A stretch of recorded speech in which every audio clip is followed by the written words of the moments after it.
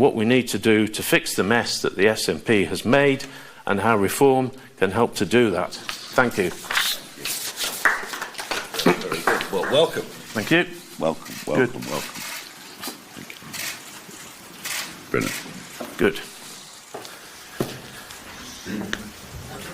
Graham, thank you very much indeed. And now I didn't know you were part of the pub and beer group. For those that don't remember the story, I came up to Edinburgh in 2013 to challenge the idea that how could you have independence in Scotland if you wanted to remain part of the European Union? That was the purpose of my visit, only to be surrounded by a very, very angry mob.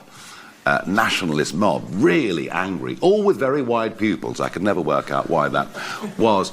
And the police locked me into an Edinburgh pub for my own safety. There were a couple of old lags in the corner said it's the most exciting thing that's happened here for 30 years. But I have to say the reception I've had in Scotland more recently has been much more positive than it was back in 2013. And why Graham matters to us, of course, because he's our first MSP, but because he's deeply experienced in the fields of journalism and politics, and I believe he's going to help us significantly in getting our policy platform right for those elections next May. And he's joining us now because he's prepared to put in the hard yards. And it will be important for us, however many of our number go into the Scottish Parliament, to have some people there who can show us the ropes. Otherwise, we'll turn up and just not know what to do. So we're very, very delighted, Graham, that you've made this decision. And I'm sure if you've been a member of the Tory party for all those years, as you say, you've not taken this decision lightly, but you've done it for positive reasons, not negative ones. And that's great. Now, we have a whole host of questions, beginning with Andrew Kerr from BBC Scotland. Thank you, Mr Farage. Good morning to you. When Richard Tice was here in March, he spoke about net zero. You've now spoken about immigration. The SNP are accusing you of being the architect of the small boats crisis because of your support for Brexit. When it comes to reform and looking ahead to next year, is your party just a two-trick pony in Scotland? And for Graham Simpson as well, will you resign from the regional list because you were elected as a Tory MSP? Thank you. Oh, I'm a two-trick pony now, not a one-trick pony. Well, that's progress, isn't it? We must be going in the right direction. For years, I was called a one-trick pony. All he ever talks about is the EU. Well, yes, we do talk about the small boats because there is a sense of outrage amongst a very clear majority of the British public on this issue. Firstly, because it's unfair. You know, I touched very briefly on the social housing list in Glasgow, just as one little example. And secondly, because it does threaten our national security.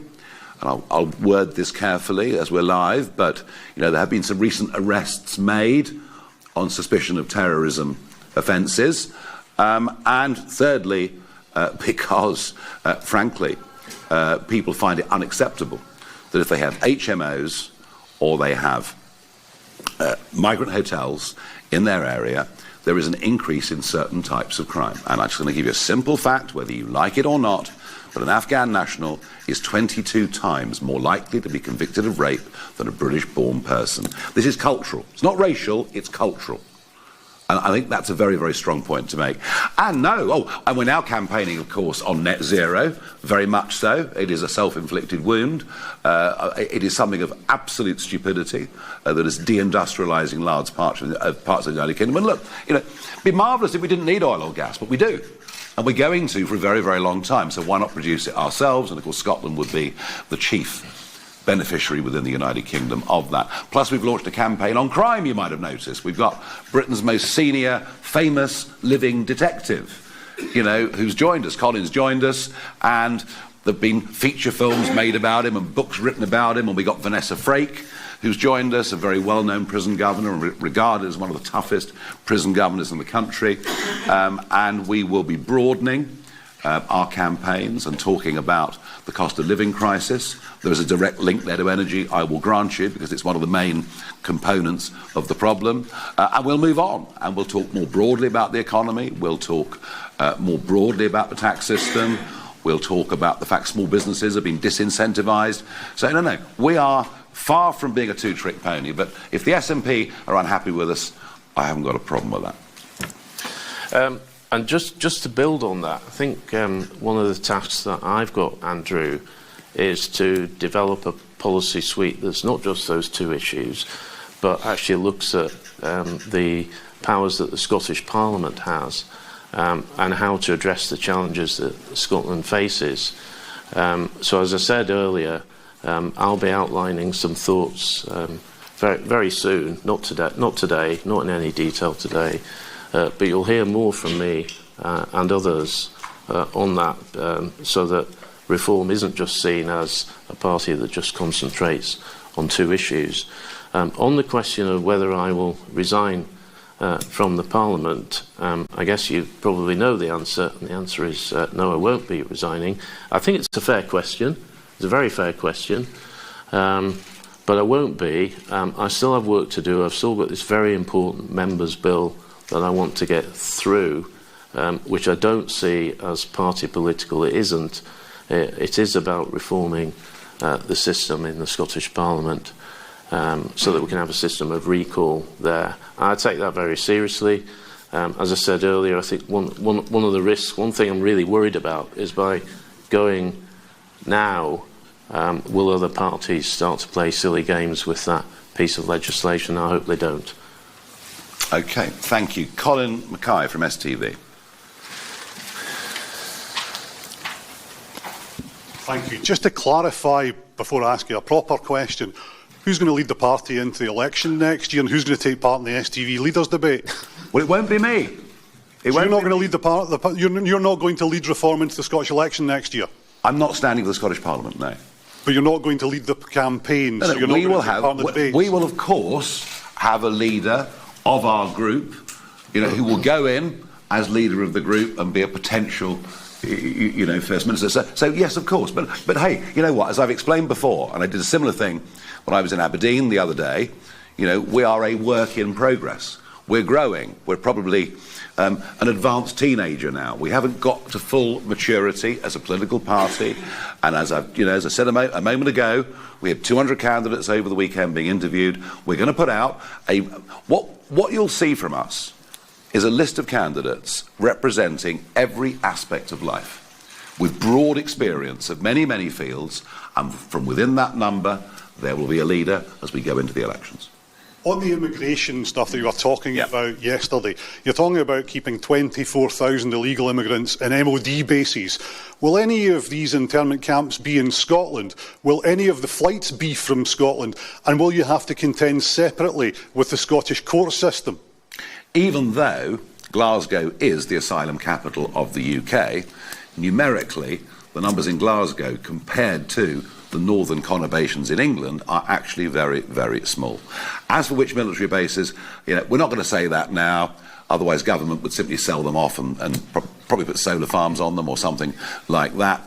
But no, we are deadly serious about this plan. And I tell you what's really interesting is people are questioning the need for something radical to be done. Even the Prime Minister hasn't attacked me on the idea that we should be deporting people that come illegally. But he hasn't got the means to do it. The Tories didn't have the means to do it. We are proposing the means to do it. Except for the internment camps. People will be detained and deported, yes, and hopefully they'll be in those camps for a very short period of time. And I do believe that once the message gets to those who are prepared to pay thousands of euros to criminal smuggling gangs, that if you spend that money and come to the UK, you won't ever be allowed to stay. Within 2 weeks, the boats will stop coming, and that will at least stop the inward pressure that's been coming. There are other problems too. Huge other problems too, such as overstayers. If you look at the asylum list for last year, you see the biggest contingent is from Pakistan, and they're people that have flown supposedly to meet family members or come on holiday and just deliberately overstayed and then claimed asylum. So, there are many, many aspects to this. The boats obviously is about 40% of it, and it is the most visible thing. And I would just quickly say that when Tony Abbott put forward similar proposals on Australia in 2012, he was met with the same kind of debate. Can you in practical terms do what you've set out in your general election manifesto? And he stopped the boats. Tony Abbott in Australia proved that with political will, you can stop this scourge. Thank you very much indeed. We're going to go can on. I just, please, before we move on, just call in on the leadership question, because I think it's a really fair question. What is Reform going to be offering when we come into the final months of the election campaign? Clearly, Reform will need a figurehead so that you can grill them during the STV debate. But I'm not coming in here today as somebody who's been parachuted in to be the Reform leader. That would be entirely wrong. It would be wrong for the members of Reform. So I'm just here as I am, as an MSP. Yeah, there's no backroom deal. No, there certainly isn't. But obviously, by the time of the election, we'll need to have someone. No, absolutely. No, absolutely. Tony Maguire, GB News.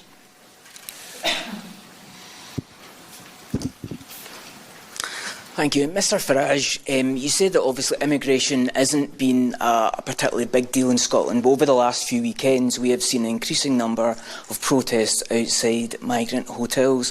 What have you learned over your last few trips to Scotland to help you, I guess, renegotiate your plans for England for Scotland? You know, is there an understanding there that things have to perhaps be dealt very differently north of the border? And then to Mr Simpson, in terms of John Swinney, who's often talking about reform as dog whistle politics, bringing division to the country, how do you hope to combat him when you take your seat at Holyrood?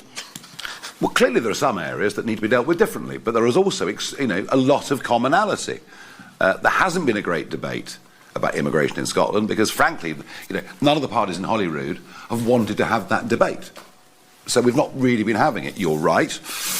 Over the last few weeks, there's a growing awareness of the issue, and I predicted from the podium a few minutes ago that I think that debate will get bigger. Inevitably, it will get bigger.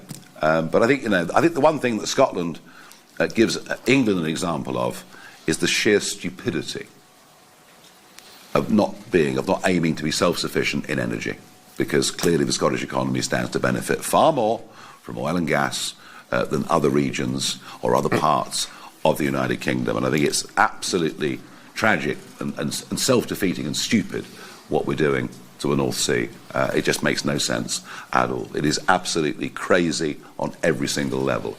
Economic madness. And the argument that wind power makes us less reliant on other sources of energy from around the world just is not true. The national grid is not fit to deal with intermittent renewable energy.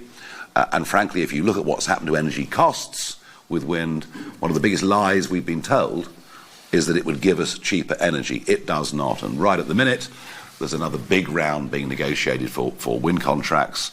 We'll find out what the final auction prices are, but there's no good news in it at all.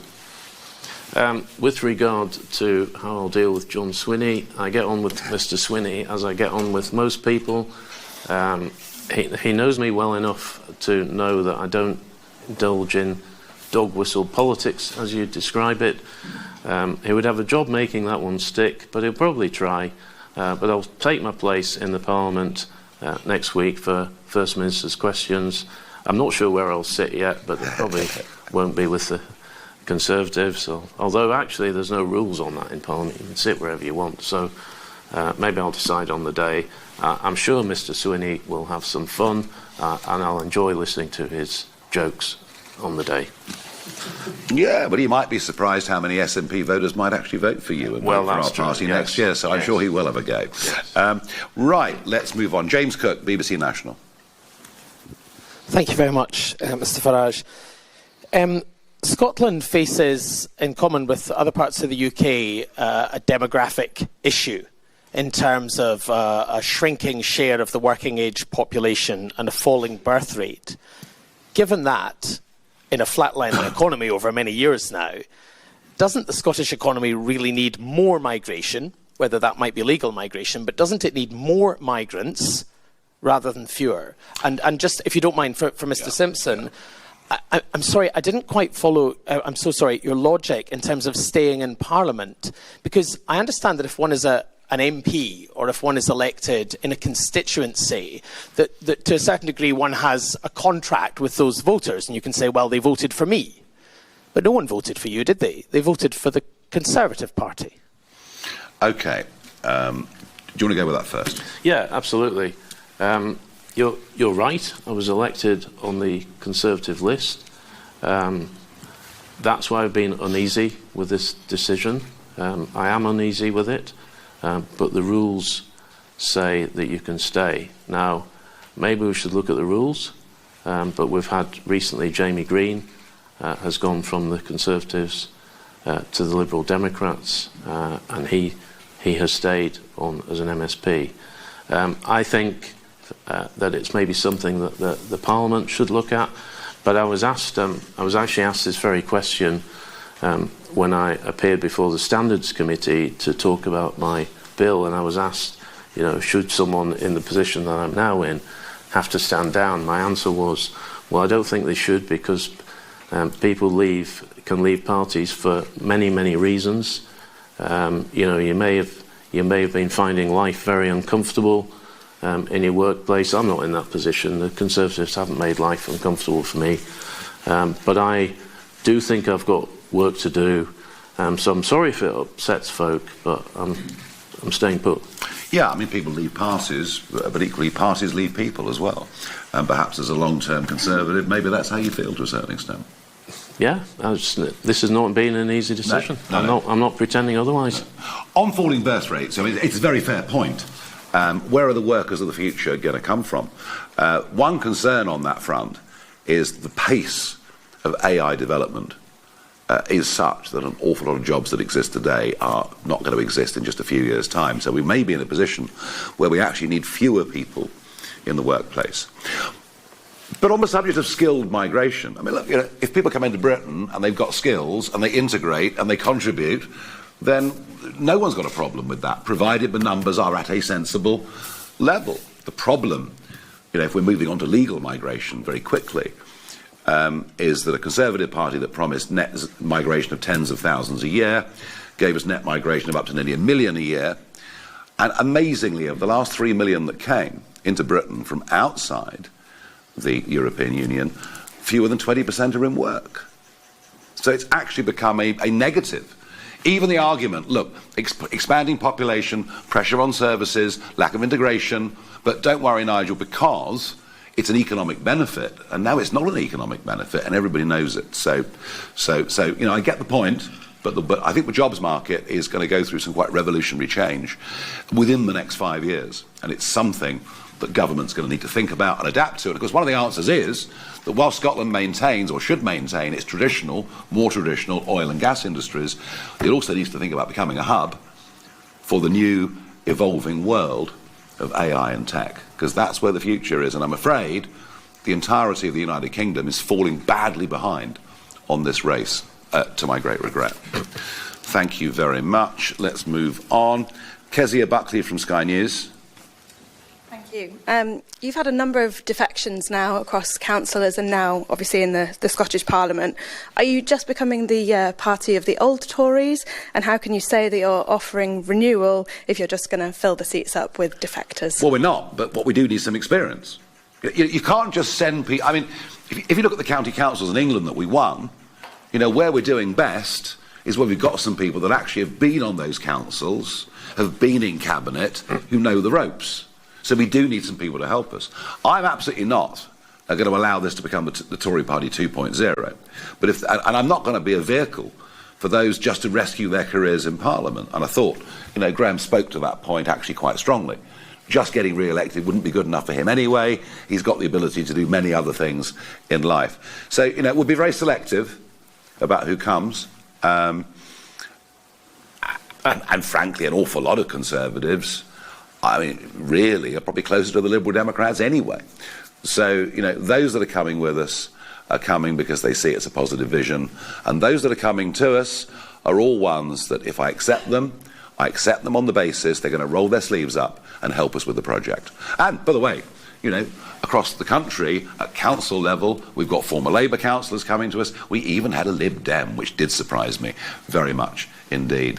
But, I think one of the interesting things about reform, and one of the interesting about its growth since the general election, is if you have a look at where the votes have come from, and the biggest and most important chunk of votes that's come to us since the general election has come to us from people who did not vote in last year's general election.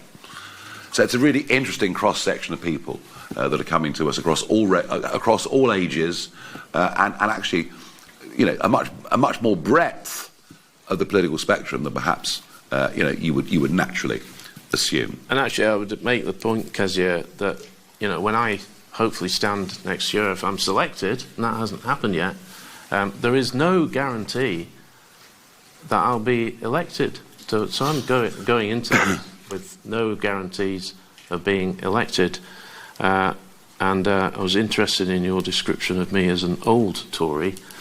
I don't feel that old, but you'll all want to know, but I'm 61, which I know will surprise. That's a terrible age to be. Will surprise a lot of you. I don't know whether that's old, Kezia. Older than you. Same age as me. Oh dear, oh dear, oh dear. Never mind, never mind. We can console each other, I think. Over a pint. Yeah, well, probably from the sounds of it. Yeah. Catherine Sampson from where's she? Channel 4 News. Channel 4 News, great. Yes, Channel 4 News. Mr Farage, since you're entering into Scottish politics, have you read Nicola Sturgeon's book? No, I haven't. I was surprised that it wasn't top of my list, actually, for summer reading. No, I haven't. She's very complimentary about you. She describes you as someone with a very fragile ego who's not comfortable, particularly around women. Do you and your party have a woman problem? Are you seeking any female candidates in Scotland? And does your promise on securing women's safety ring hollow when this week you've committed to sending women and girls back to countries where they can be raped, tortured and killed? True. That is actually not true. I was very, very clear yesterday in what I said, that the deportation of illegal immigrants, we were not even discussing women and children at this stage. There were so many illegal males in Britain, and the news reports that said that after my conference yesterday were wrong. Wrong, wrong, wrong. So women and children will be exempt? I didn't say exempt forever, but at this stage, that is not part of our plan for the next 5 years. Absolutely. Now, on the broader point, do I have a woman problem? What a question. You might have noticed, or you might not, I don't know. But there's been quite a phenomenon happening within this party over the course of the summer. They've grouped together. They're called Women for Reform, and you will now see them appearing increasingly on national television, in national papers, and there's been a lot of women have joined us over the course of the summer, particularly. And we have a female MP, of course, in Sarah Pochin. We have, a female mayor in Greater Lincolnshire. We have a quite prominent former public prosecutor that's joined us, Lila Cunningham, in London. And I think you'll see at our conference, which begins next Friday, Friday the 5th, I think what you'll see is that Women for Reform is now becoming a very strong force in the party. In fact, it won't be long before I'm completely outnumbered. Thank you very much indeed. Let's go on to Rebecca Alice Brady from LBC.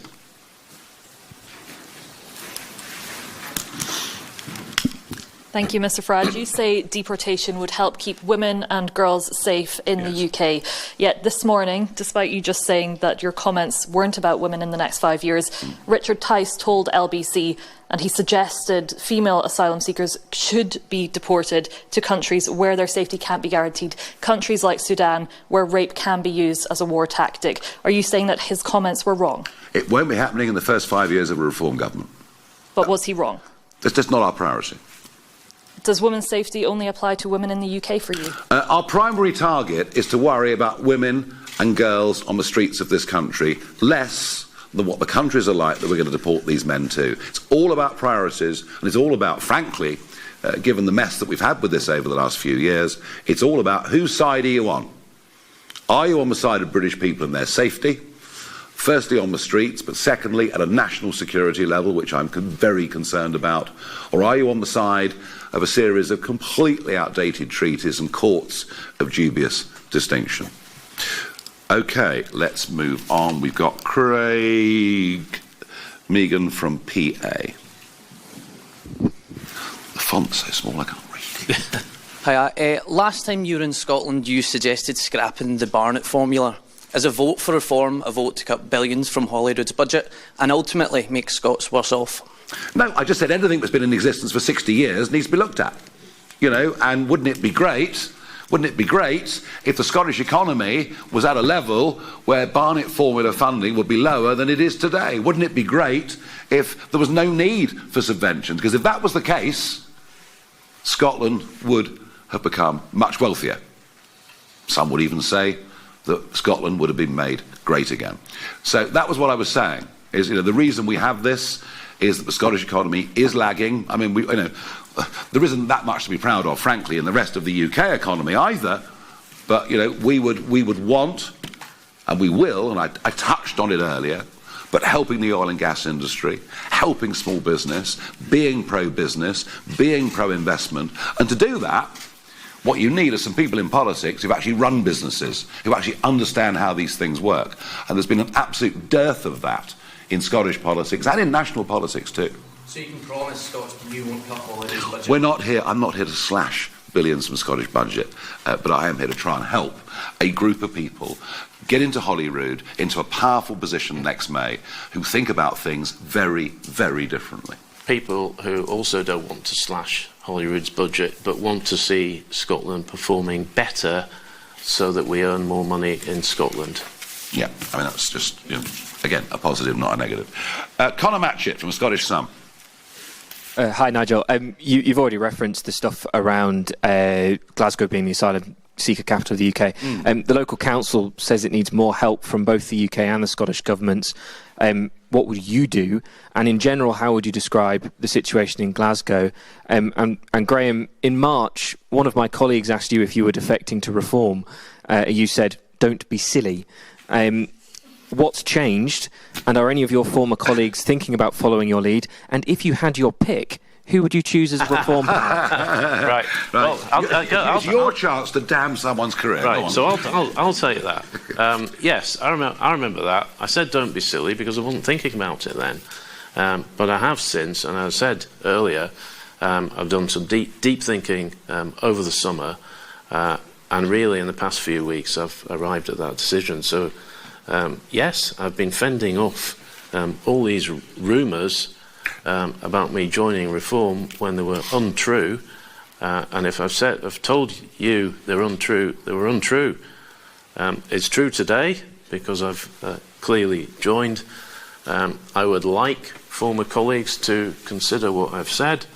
I'm not going to embarrass any of them by naming any of them. Very good. Were you surprised that he was here today? No. Well, there we are. Well, at least we kept it secret. It didn't leak, did it? I mean, I think we're quite proud of that, you know. The solution to the Glasgow problem, they wouldn't be there if we were in charge. They wouldn't be there. And the very idea that an undocumented young male should be coming into this country, put in a 4-star hotel, given free dental care, medical care, and free to walk the streets when we've no idea who they even are. Absolutely crackers. And by the way, all over the world, if you enter a country illegally, you are banged up and deported. It's what normal countries do. We're asking for this to be a normal country. And it's really, as I said, really interesting to see that Jack Straw, you know, is also making that point today. You know, he was there in '98 when the ECHR was incorporated into British law via the Human Rights Act, as he said this was not the intention. And it is actually very interesting that the last Labour government, the one up until 2010, they were deporting tens of thousands of people a year who'd come illegally. It was considered normal practice. We've just been denormalised over the course of the last few years. And frankly, a very clear majority of the British electorate have had enough. And if this is not dealt with, it begins to break down the social contract that exists between the governors and the governed. It begins to destroy confidence that democracy actually ever changes anything when both parties give you the same thing. And I think there is a genuine threat to public order if these fears are not assuaged. And I think what we're doing actually is a positive contribution to this debate. And I can see already from yesterday, we've shifted the centre of gravity of the national debate on this issue. Sorry, Nigel, you talked yesterday about it being an invasion of the UK. Is that the sort of language you used to describe Glasgow?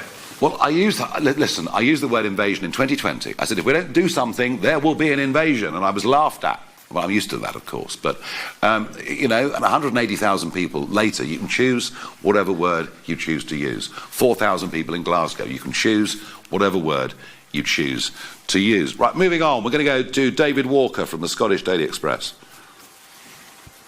Hi, Nigel. A couple of things. On immigration, do you believe there's a different attitude towards immigration in Scotland compared to England, and do you think it's changing, and why? On the second point, you said that you're going to fix the mess the SNP made in Scotland, but a vote for reform, Splits Unionist vote, would bring the SNP back into power, so how are you going to fix the SNP's mess? And you said you're going to be in a powerful position next year at Holyrood. How? Define powerful position. Okay. Look, it's very interesting. You know, if you look at the social attitude survey, for argument's sake, Scotland is not very different to England when it comes to the immigration issue, and especially when it comes to the illegal immigration issue. Attitudes are not dissimilar, north and south of the border, despite the fact, you know, Scotland has not suffered from the population explosion that has happened in many, many parts of England. So, you know, that particular pressure you've not seen. So is the level of concern as high as England? No.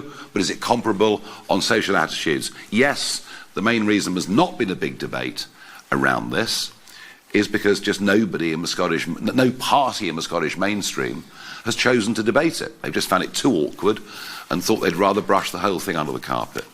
As for what we can achieve next year, look, you know, I repeat the phrase, we are a work in progress. What would a powerful position be after the May elections next year? It would be in a position, it would be in a position where we were strong enough to get rid of an SNP government. What does that mean? How do you get rid of it? Well, let's see how the scores on the doors work. Well, I mean, you know, Mr. Sawa and I don't necessarily get on that well, but it's remarkable after elections what mathematics can do. Let's see. And anyway, why would Labour beat us next May? We're going to beat them, so there you go. Yeah, no, I completely agree. I mean, I think at this point we shouldn't be talking about who's going to do deals with who. And I can tell you now, if I'm at the table talking to anyone, I won't be giving a running commentary next year on what is going on. But my position is, and Reform's position is, here in Scotland, is we need to get rid of the SNP. Yeah. And by voting Reform in great numbers, you've got a greater chance of doing that. Absolutely. Thank you very much indeed. Tom Gordon, Scottish Daily Mail. Thank you, Mr. Farage. After your event yesterday, Elon Musk took to social media to criticise you. He said, Farage is weak sauce who will do nothing. What's your response? Yeah, well, actually, Elon Musk took to social media to praise my speech, to say, go, Nigel, go. And within a few hours, he changed his mind. He was busy launching a rocket yesterday, which I'm pleased to say was a great success. And I do admire him in many ways. But his inconsistency is quite astonishing. Talking of inconsistency, you denied you had a women problem, but when you were introducing Graham, you said he matters to us because he's our first MSP. Yeah. He's not your first MSP. Michelle Ballantyne was the Scottish leader of Reform for a year in the previous Parliament, but you seem to have forgotten all about it. Well, I wasn't involved with Reform at the time. You're right, but I wasn't involved with Reform at the time. Well, that doesn't say much for your respect for women that you've just forgotten about. Oh, don't talk nonsense. I was actually busy doing other things. I wasn't in politics at the time. The party was run by someone else. I can give you chapter and verse on what's happened since the 3rd of June last year. And we came onto this issue via Nicola Sturgeon. Yeah. In her book, she also says you are odious, have a brittle, fragile ego, and are bombastic. Just for the record, to clarify, how odious, egotistical and bombastic do you think you are? You make your own mind up. You can say whatever you like. And do you know what? I couldn't care less. Couldn't care less what she says or any of you say. I'm not interested. I'm far from brittle. I don't worry about any of it. I just do what I think's right. I came out of retirement this time last year to get back into politics because I thought I could make a positive difference. And there are a growing number of people who actually agree with that. You do sound a bit touchy. You can try as hard as you like, mate. Sorry. OK, moving on to John Boothman at the Times. Nigel, yesterday there were reported figures about rape and attempted rape in Scotland, up 15% on last year. Yeah. Have you got a policy prescription for that? And secondly, can I ask Graham, you know, this is an absolute disaster, 3 Tories leaving the Tory group at Holyrood in 4 months. Are you expecting any more of your colleagues at Holyrood to come? Well, on the stats, we look at Glasgow itself. Sexual assault hit a 10-year high, up 22%. Rape and attempted rape hit a 10-year high, up 32%. So these figures are, I would suggest, deeply disturbing. And I return to, I think, the important point that I made earlier. This is a cultural problem. You know, I'm not getting into religion or race or anything like that. This is a cultural problem. The fact is, in Afghanistan and countries like that, women are treated very, very badly indeed. And now this is beginning to hit our streets in this country. And, you know, it was interesting, wasn't it? I mean, who were the people that turned up at Epping at the Bell Hotel? It was women. You know, we've had a couple of women questions in the audience. It was women that turned up outside the Bell Hotel. It was mothers and grandmothers that turned up outside the Bell Hotel, simply saying, up with this, we will not put. So you know, we need to have a grown-up debate about this, a sensible debate about this, but there is a real problem. But Nigel, a grown-up debate in a place like Glasgow would tell you that Glasgow has huge figures in domestic violence. Yes. It's probably white males that are the problem in Glasgow in terms of the numbers of rapes and attempted rapes. You haven't given us any policy. Well, hang on a second. For any of that. Hang on a second. If we've got a huge problem with that issue in Glasgow anyway, why on earth would we add to it? Why on earth would we add to it? As for the solution, well, I gave the solution earlier to the other correspondent from the Scottish Sun. You know, under our policy, they won't be in Glasgow, and they certainly wouldn't be free to walk the streets. That is the policy solution to that particular problem. Yeah, I don't know is the answer. I've not spoken to anyone. None of my former colleagues in the Conservatives knew what I was going to do today. None of them. So despite your best efforts, John, you're a great journalist who gets information out of folk. None of them knew anything. I think it'll be interesting now for me whether I have any private conversations. They will remain private if people want to come forward. As I said earlier, they'd be most welcome to come through my door wherever I'm put in Parliament. Simon Johnson, Daily Telegraph. What message do you think Mr Simpson's defection sends to right-wing voters who are considering whether to back the Conservatives or your party in the Holyrood election? And to Graham, the 2 other MSPs who have left the Tory group have done so because they think Russell Finlay has made the party too similar to Reform, and it's certainly difficult to put a fag paper in between the 2 parties on things like energy policy. So why is it that you have gone from the Conservatives to Reform? What's the difference for you? I'm going to answer that first and you'll do it second because I can't resist this. Are you having a laugh? It's the same energy policy as the Conservatives. What, to make us the Saudi Arabia of wind? That was the Conservative policy during the last government. They've even put net zero into law. That was a Conservative government that did it. The fact that now they say, well, we didn't really mean it. Well, sorry, but you did. You know, so frankly, they have a declining credibility on issues as a party and geographically. If you just look at the, I do think it was instructive. You know, I did think it was instructive what happened in the Hamilton by-election because they actually had quite a strong candidate with a local following, and still they're back down at sort of on the edge of saving deposits. And in other elections we've seen around Scotland, by-elections around Scotland, the Conservative vote has fallen to derisory levels. And I think that next May, the Scottish Conservatives will do so badly in those Scottish elections that they will cease to be a political force in Scotland. And I think we may see the same result happening in Wales, parts of northern England and elsewhere. And it's very interesting because, you know, you mentioned that some MSPs go in one direction and some go in another direction, and everyone says, oh, well, you know, the Scottish, or the Scottish Conservative Party or the National Conservative Party, it's a broad church. Well, it is a broad church. The trouble is it has no religion. It doesn't actually have a faith that binds anything together. And I just get the feeling that, no, I genuinely believe that what will happen here next May for the Conservatives is pretty much a wipeout. And I wrote a piece last year which none of you picked up on, but if you had, you'd have got some headlines out of it.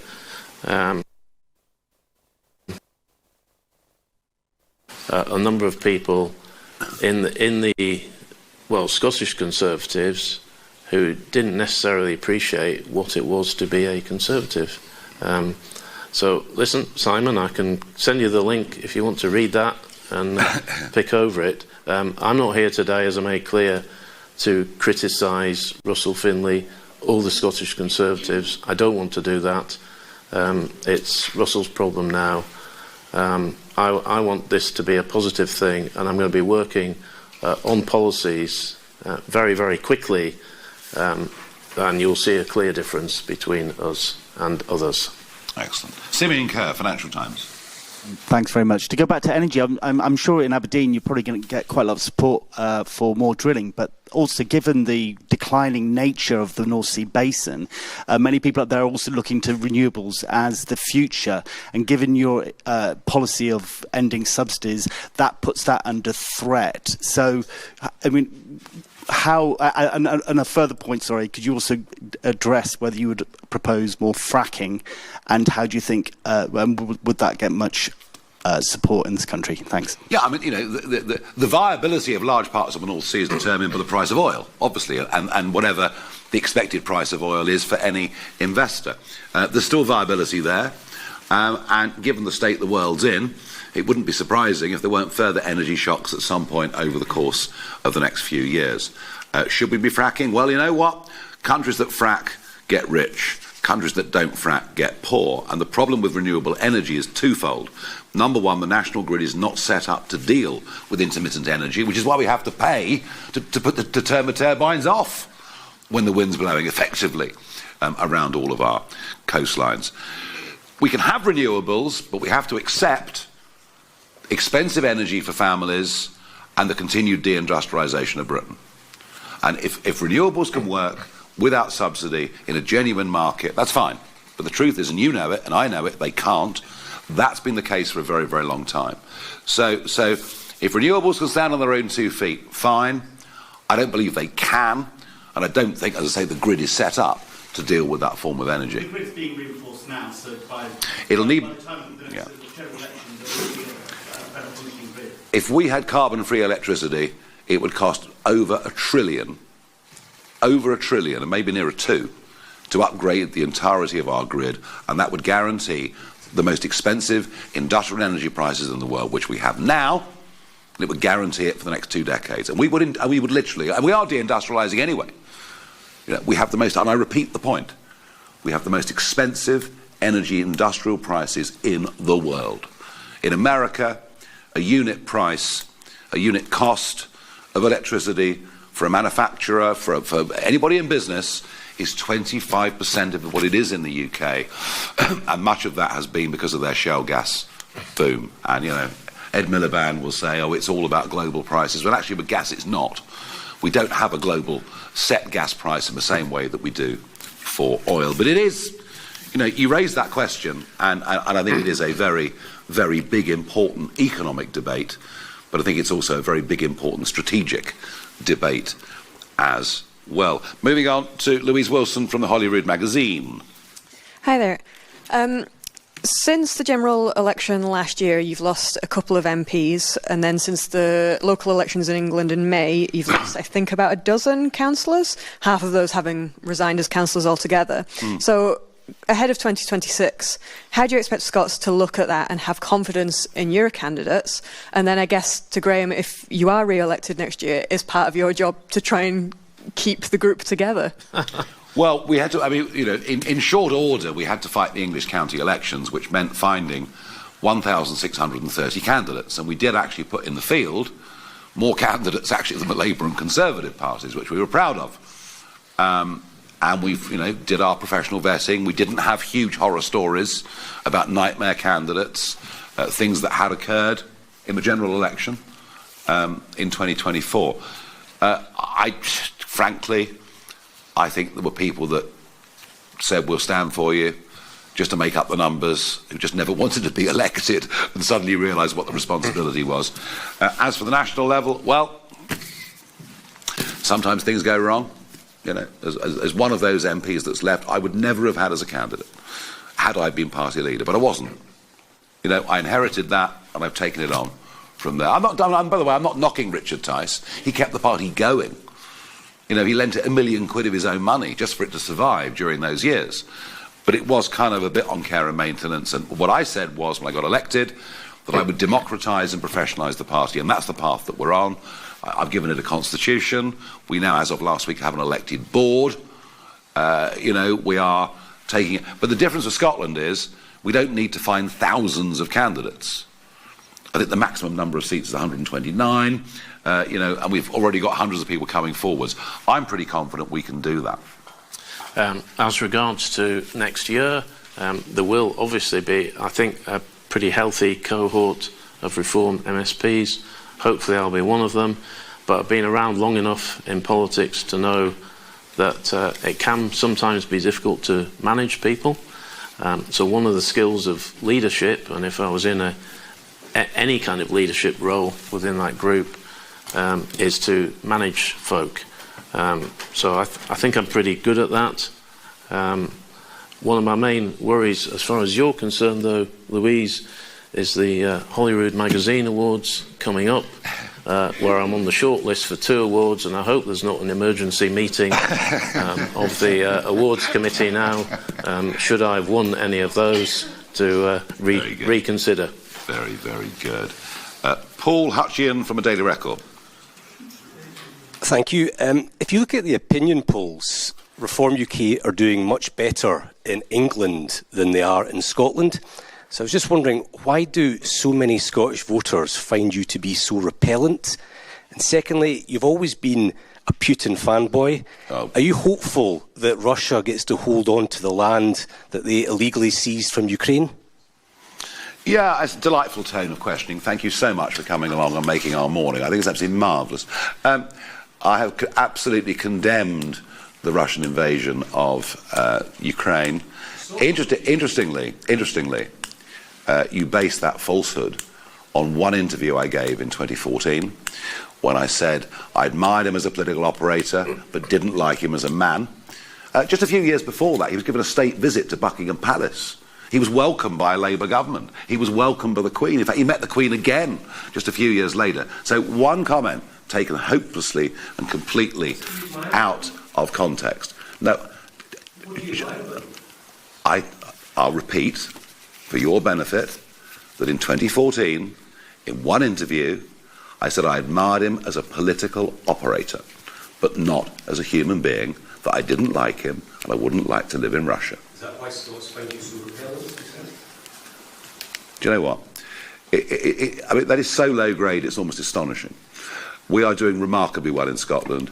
You know it, and that's possibly why you're so upset. And I think if you look at the result in Hamilton, where we came a very, very good third, could have come second, a council by-election in Barhead, where it was essentially a three-way split. If you look at the opinion polls, then you'll see that Reform is not, as you describe it, Paul, and I know you're a really nice guy. Nigel doesn't know that yet, but I'll reinforce that message. I'll need some convincing, you know. Well, he genuinely. But you know what? Really is. The one thing we do, Graham, the one thing we do, and I know you lot like it, is we are actually up and open for questions from anybody. So you know.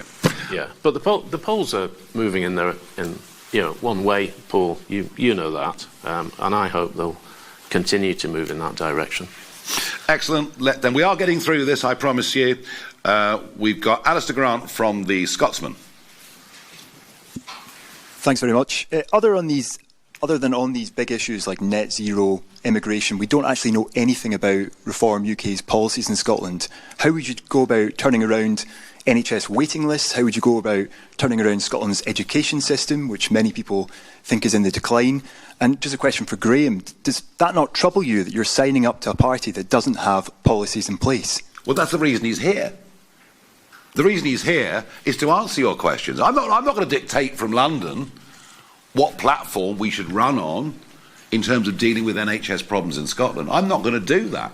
I'm going to leave that to the Scottish Party to work out. And I genuinely think that a chap like this, with life experience and political experience, is far better qualified to answer that question than I am. So Graham's going to write the manifesto for Scotland? I didn't say that. I didn't say that. I said he'd be part of the team that would do it. I think I'm sorry for my sort of rambling mini-epic right at the start, but I think I was quite clear that I'm coming in to help shape the direction of reform, but it'll be a team effort, and I'll be setting out very, very soon what I think the challenges are for the party and what some of the solutions are.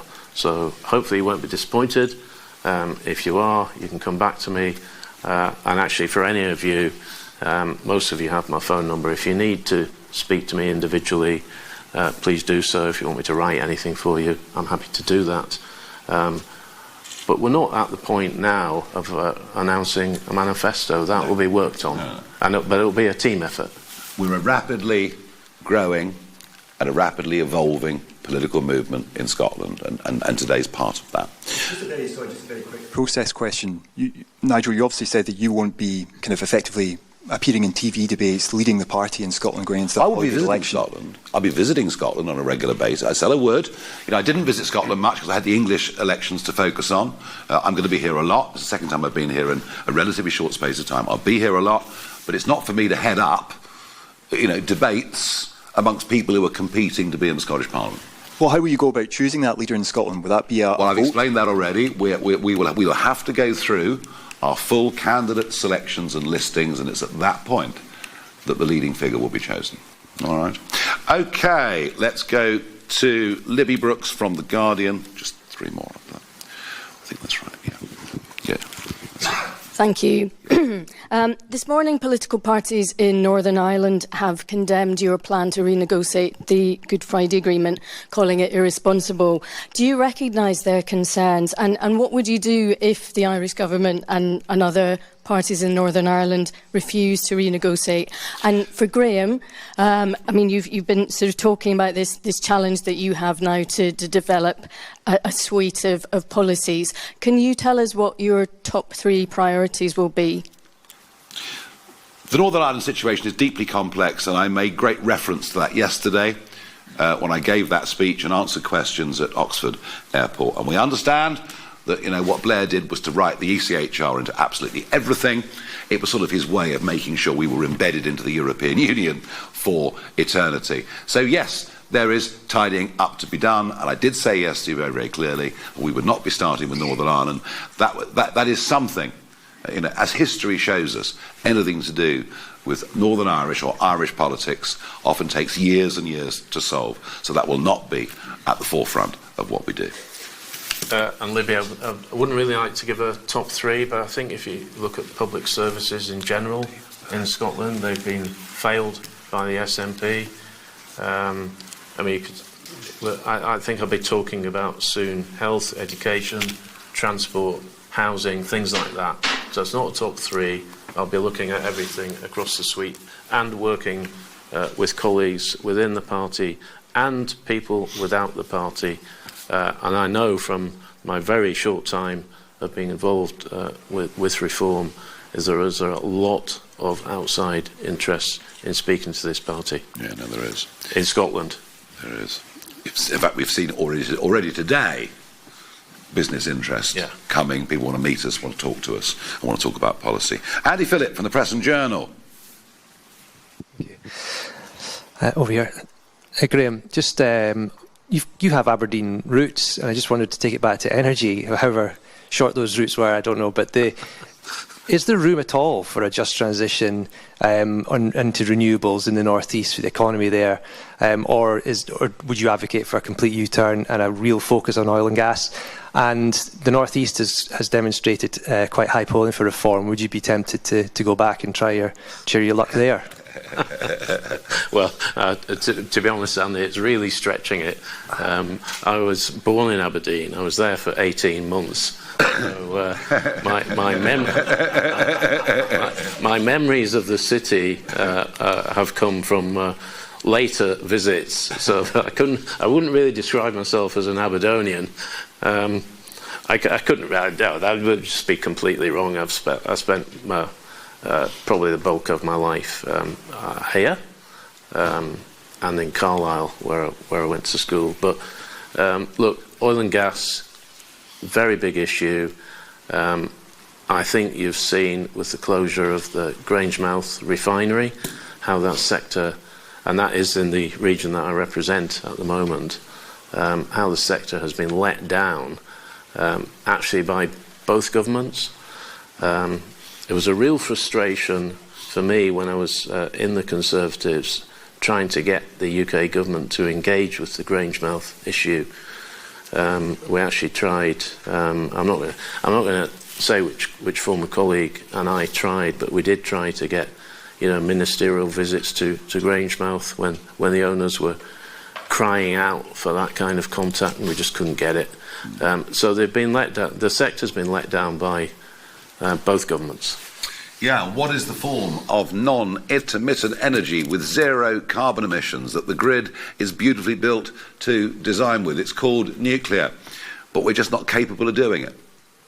Why do I say that? South Korea, without any concessions to safety or compliance, is able to do nuclear energy at 25% of the cost that we're able to. We're currently embarked on the Sizewell project. We're currently embarked on the Hinkley project. Sizewell was going to cost 20 billion, now it's 40 billion.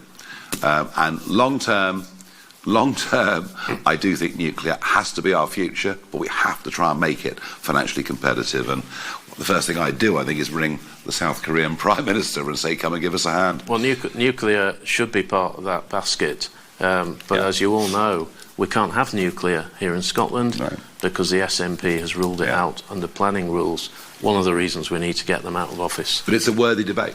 Yeah. It's a worthy debate about long-term, sustainable, reliable, non-intermittent, zero carbon emitting energy. The penultimate question is from Rebecca McCurdy from the Herald. Thank you. You are clearly very delighted to have Graham Simpson in your ranks. However, I'd like to read a comment from a Tory source. Graham Simpson is a pathetic, nasty little man who won't be missed. Just last year, he had to apologise to a young female member of staff for acting totally inappropriately, bullying and intimidating ways towards her.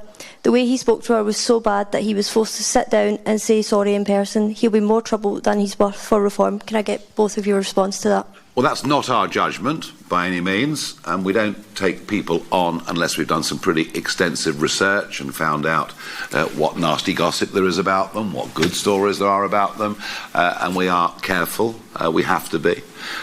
So, no, we are very, very happy that Graham has joined us. And look, it's politics, and people chuck abuse around the place. I mean, it's not exactly uncommon. It's been going on for some time.